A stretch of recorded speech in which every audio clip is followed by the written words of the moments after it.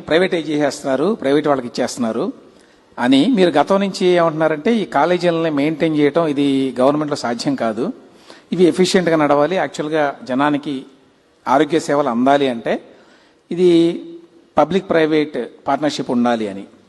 చాలామందికి వచ్చేటువంటి అనుమానం ఏంటంటే మీరు వీటిని పీపీపీ కింద కనుక ఇస్తే అవి ప్రైవేట్ ఆసుపత్రులకి భిన్నంగా ఎట్లా ఉంటాయి, అక్కడికి వెళ్ళి కూడా ఫీజులు కట్టి మెడికల్ సర్వీసెస్ తీసుకోవాల్సిందే కదా, ఏ రకంగా లాభం? అంటే మీరు కాలేజీలు కావాలి, ఇప్పుడు నేను చాలాసార్లు చెప్పాను, నాకు ఫస్ట్ టైం నేను కాలేజీలన్నీ పీపీపీ మోడల్లో ఇచ్చాం, కొన్ని ప్రైవేట్ కాలేజీలు ఇచ్చాం. ప్రైవేటు కాలేజీలు ఇస్తే ఆ రోజు నన్ను అందరూ అపోజ్ చేశారు. నేను బోల్డ్ డెసిషన్ తీసుకున్నా.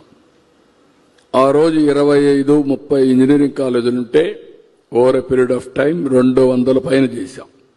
రంగారెడ్డి జిల్లాలో 8 హై స్కూల్స్ లేవు, 10 హై స్కూల్స్ లేవు. ఇప్పుడు ఎన్ని కాలేజీలు ఉన్నాయి?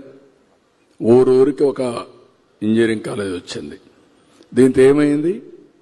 ఒకప్పుడు తెలంగాణలో స్కూల్స్ లేవని నేను ఒక జివో తీసుకొచ్చా. Every 1 kilometre elementary school, 3 kilometre upper primary school, every 5 kilometre high school, every mandal junior college, every revenue division engineering college, every district medical college.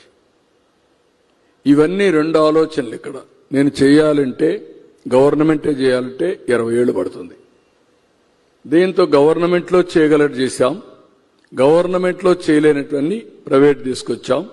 అందులో రిజర్వేషన్స్ ఉన్నాయి, అందులో పేద పిల్లలకు స్కాలర్షిప్లు ఇచ్చాం, పేదవాళ్ళకు అన్యాయం జరగకుండా తీసుకొచ్చాం. కాబట్టి ఈరోజు రైతు కూలీలు ఐటీ ప్రొఫెషనల్స్ అయ్యారు, లేకుంటే కూలీ బిడ్డలు అయ్యారు.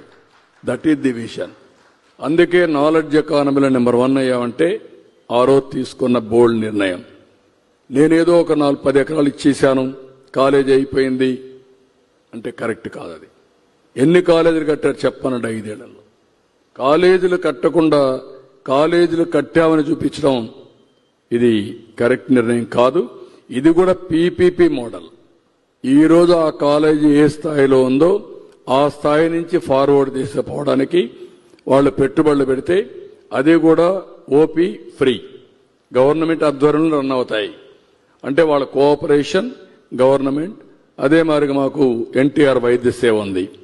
వైద్య సేవ పేషెంట్కు 70% రిజర్వేషన్స్ ఇవ్వాలి. మోర్ డీటెయిల్స్ కావాలంటే మా మంత్రి గారు ఇక్కడే ఉన్నారు. అన్ని తరోగా ఆలోచించి 2-3 సంవత్సరాల్లో 17 మెడికల్ కాలేజీల ఆపరేషన్లు ఇచ్చేయాలనే ఉద్దేశంతో ఈ నిర్ణయం తీసుకున్నాం. మీరే అన్నారు, నేను ఒక పక్క సూపర్ 6 ఇవ్వాలి, ఇంకొక పక్క అభివృద్ధి చేయాలి.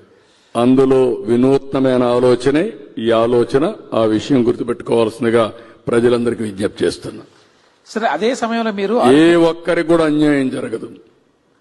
ఈవెన్ ఓపెన్ కాంపిటీషన్ లో వచ్చే సీట్లు కూడా ముందు కంటే ఇంకా ఎక్కువ ఉంటాయి. నెంబర్ ఆఫ్ సీట్స్ పెరుగుతాయి.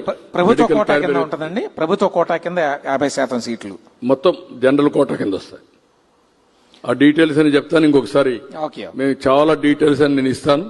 నేను ఏ నిర్ణయం తీసుకున్నా తరోగా 1కి 100 సార్లు ఆలోచించి ప్రజల కోసం తీసుకున్న నిర్ణయాలు తప్ప రాజకీయంగా కాదు. కొంతమంది రాజకీయంగా మాట్లాడితే నేను వాళ్ళకే వదిలిపెడుతున్నా.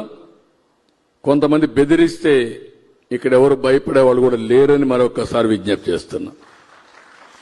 సరే, అదే సమయంలో మీరు అందరికీ ఆరోగ్యం అని చెప్పి యూనివర్సల్ హెల్త్ కేర్ అని చెప్పి ప్రపోజ్ చేశారు మన కేబినెట్ లో. యూనివర్సల్ హెల్త్ కేర్ అంటే రాష్ట్రంలో ఉన్నటువంటి ప్రతి ఒక్క వ్యక్తికి, ప్రతి కుటుంబానికి ఆరోగ్య బీమా కల్పించే బాధ్యత ప్రభుత్వం తీసుకుంటోందా? అందుకని ఇప్పుడు ఏం చేశామంటే రాష్ట్రంలో ఎంతమంది ఉంటే అంతమందికి 2,50,000 వరకు ఇన్సూరెన్స్ చేశాం. అది మీకు కావచ్చు, ఇంకొకరికి కావచ్చు, ఎంత డబ్బులున్నా అందరికీ. అక్కడి నుంచి మిగిలిన వాళ్ళందరికీ ఎన్టీఆర్ వైద్య సేవ కింద అప్ టు 25 lakhs వరకు వాళ్ళకి ఆర్థిక సహాయం చేస్తున్నాం. మూడోది సంజీవని అని ఒక ప్రాజెక్ట్ తీసుకొచ్చాం. బిల్ గేట్స్ ముందుకు వచ్చారు ఫౌండేషన్ ద్వారా చేయడానికి. అన్ని కూడా డిజిటల్ హెల్త్ రికార్డ్స్. ప్రతి ఒక్క వ్యక్తి ఆరోగ్యం గురించి ఆన్లైన్లో పెడతాం. ఈ మెడికల్ స్టాఫ్ అంతా కూడా ఆన్లైన్లోకి వస్తారు. ఏఐ తీసుకొస్తాం. దాని పేరే సంజీవని అని పెట్టాను. సంజీవని అనే పేరు పెట్టిందానికి కారణం మీరు చూస్తే చరిత్ర చూసిన వాళ్ళందరికీ మీకు ఒక ఐడియా ఉంటుంది. లక్ష్మణుడు మూర్చపోయినప్పుడు బతికించుకోవాలంటే ఏం చేయాలంటే సంజీవని మొక్క కావాలన్నారు. అప్పుడు హనుమంతుడు చెప్తే నేరుగా పోయి మొక్క ఏంటో తెలియకుండా పర్వతాన్ని తీసుకొచ్చాడు.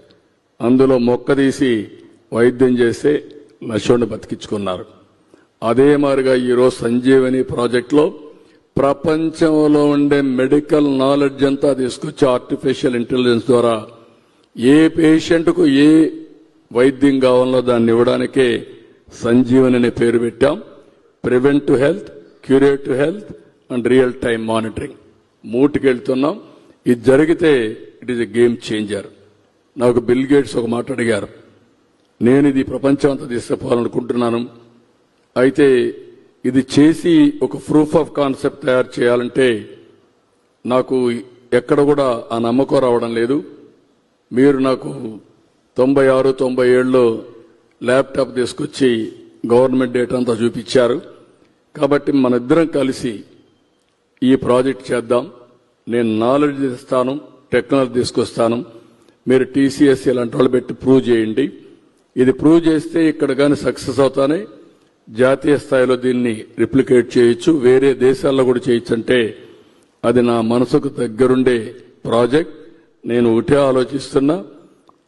నేను మొన్న ఒక మాట మాట్లాడితే చాలా మంది అన్నారు, భగవంతుడు ఎప్పుడు రామ్దేవ్ బాబా ఒకటి చెప్తా ఉంటాడు, భగవంతుడు మనుషులకి 120 సంవత్సరాలు ఇచ్చాడు. కానీ 120 సంవత్సరాలు తినవలసిన తిండి 30-40 సంవత్సరాలు తినేస్తున్నాం. దానివల్ల లేనిపోని సమస్యలు వస్తున్నాయి. మన లైఫ్ స్టైల్స్ కూడా రకరకాలుగా తయారయ్యే పరిస్థితి వచ్చింది. నేను నవ్వుతూ మనం కానీ preventive health, real time monitoring, ఇప్పుడు మీరు చూస్తున్నారు హాస్పిటల్స్ అన్ని 5 స్టార్ హోటల్స్ అయిపోయినాయి. ట్రీట్మెంట్ కంటే స్టేకి ఎక్కువ డబ్బులు ఖర్చు అయ్యే పరిస్థితి వచ్చింది. అంటే ఇవన్నీ కూడా రియల్ టైం మానిటరింగ్ వచ్చాయని చాలా మంది అంటూ ఉంటారు. నేను ఓరా పెట్టుకున్నాను.